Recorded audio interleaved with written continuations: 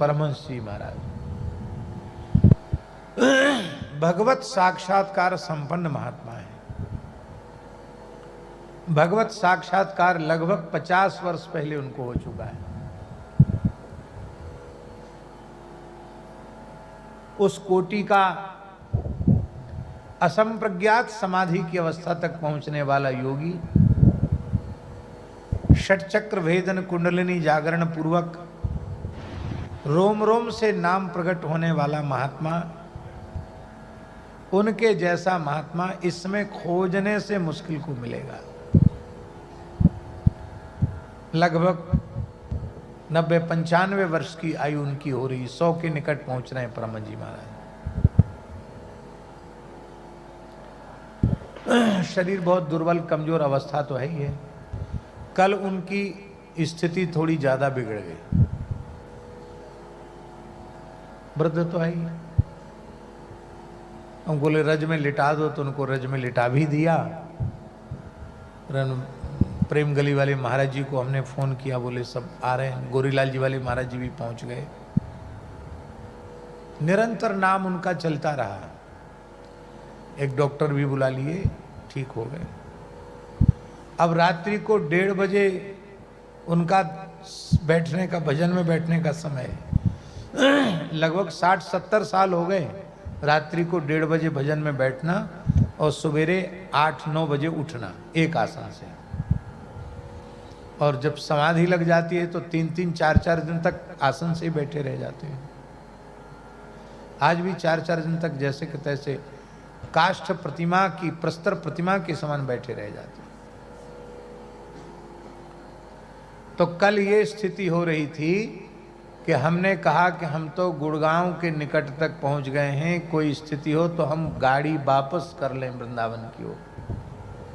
यह हालत थी कि परमहंस जी के लिए मुझे लौट के जाना पड़ेगा।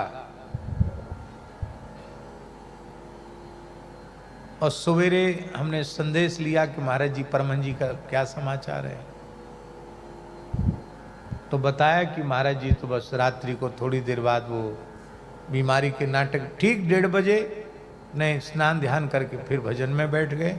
सवेरे 8-9 बजे तक बैठे थे भजन में। और सवेरे जब बाहर आए कुटिया से तो कहने लगे यहाँ रज क्यों बिछाई है, कौन आया था। तो महाराज जी आपकी हालत तो ऐसी हो गई थी। ऐसा व्यक्ति जिसको चिकित्सक समझे कि अब जमीन पर ले लो, अंतिम समय है, और आधे क्षण के लिए भी नाम नहीं रुका उनकी वाणी से। शरीर की कोई सुध नहीं थी, स्मृति नहीं थी। और जो उनके अपने साधन का समय है, रात्रि को 1:30 बजे से लेकर सवेरे 9 बजे तक, ठीक उतने समय बैठ के अपने साधन किए। बोला हमको वीडियो भेजा, महाराज जी आप संतुष्ट हो जाइए, परमहंस जी अपने से घूम रहे हैं 9 बजे के बाद। हम लोग क्या ऐसे साधन करते हैं? नेक बहाना चाहिए। आज तबीयत खराब है, आज सिर में दर्द है, आज पेट में दर्द है, और हम फिर न संध्योपासन करें, न ठीक से जप करें, न ठीक से साधन करें। पर ये संत बोलते वाणी से कुछ नहीं है, अपनी रहनी से दिखाते हैं।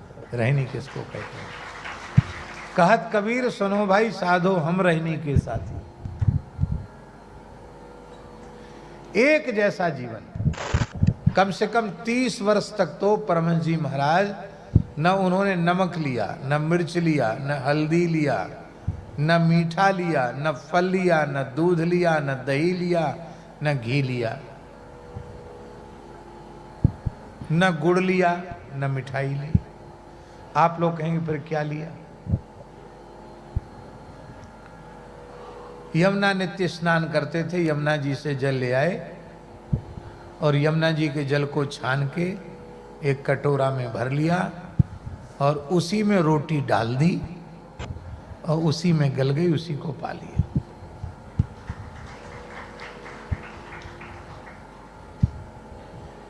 एकादशी के दिन खाली शकरकंदी या आलू वो उनको मिल गए, वो पा लिया। 1 वर्ष 2 वर्ष नहीं महाराज जी, 30 वर्ष। एक बार बीमार हो गए तो फिर महाराज जी ने उनको दिखाया, भक्तमाली जी ने। डॉक्टर बोले इनके शरीर में कुछ है ही नहीं, कुछ खाते नहीं। तो शरीर में नमक मीठा सब चीज की जरूरत है कि नहीं?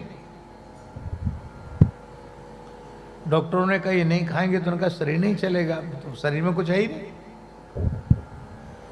फिर महाराज जी ने कहा परमहंस जी अब राम जी का जो प्रसाद मिले वो पाओ, मेरी आज्ञा है। तब से परमहंस जी ने थोड़ा थोड़ा पाना शुरू कर दिया।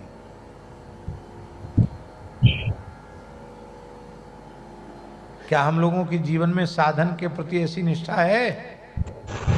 बिल्कुल नहीं।